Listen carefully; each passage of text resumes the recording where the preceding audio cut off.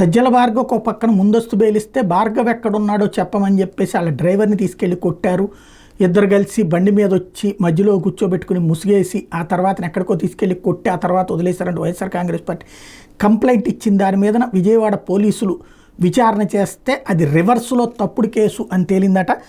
ఆంధ్రజ్యోతి రాస్తున్న లెక్క ఏంటంటే వైసీపీ నేతల ఫిర్యాదును స్వీకరించిన కమిషనర్ దర్యాప్తుగా ఆదేశించారు. దీంతో సుబ్బారావు పోలీసులు తీసుకొచ్చారని చెప్తున్న మార్గాల్లో సీసీ ఫుటేజ్ని అధికారులు పరిశీలించారు. 2వ తేదీ రాత్రి అతన్ని తీసుకొచ్చినట్టు ఎక్కడ ఆధారం లభించలేదు. అలాగే ఆయా ప్రాంతాల్లో సెల్ టవర్ లొకేషన్లోని సిగ్నల్ పాయింట్స్ అయితే రాలేదు. దీంతో అనుమానించిన పోలీసులు సుబ్బారావు నుంచి వాంగ్మూలం తీసుకోవడంతో అతనిలో తడబాటు మొదలైంది.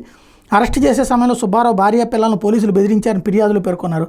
అయితే అతని భార్య తన తల్లిదండ్రులకు ఆరోగ్యం బాగోపోవడంతో ఏడాది క్రితం నుంచి ఉయ్యూరు దగ్గర ఉన్న అరట్లకట్ట గ్రామంలో ఉంటున్నట్టు విచారణలో నిర్ధారణ అయింది. సింహాద్రి అప్పనపేటలో ఇంటి నుంచి 2వ తేదీ రాత్రి సుబ్బారావును అరెస్ట్ చేశారని ఫిర్యాదులు చెప్తే ఆ రోజున అతని సెల్ టవర్ లొకేషన్ అరట్లకట్టలో చూపించింది.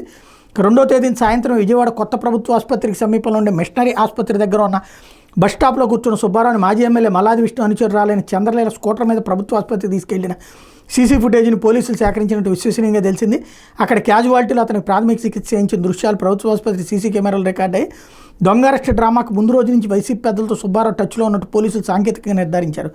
ఎమ్మెల్సీ లేళ్ల అప్పిరెడ్డి, మాజీ మంత్రి మేరుగు నాగార్జునతో పాటు ఇతర వైసీపీ నేతలతో ఒకటిని అతడు పలుమార్లు కాల్స్ మాట్లాడడంతో వాళ్లే ఈ నాటకాన్ని ఆడించారని గుర్తించారు. అసభ్యకర పోస్టింగ్లకు సంబంధించిన కేసులు ఎదుర్కొన్న భార్గవ్ బెయిల్ కోసం ఇటువంటి డ్రామాలు ఆడిస్తున్నట్టు పోలీసులు అనుమానం వ్యక్తం చేస్తున్నారు. పోలీసులు నిందితులుగా పేర్కొంటూ ఫిర్యాదు చేయడాన్ని ఉన్నతాధికారులు సీరియస్గా తీసుకున్నారు.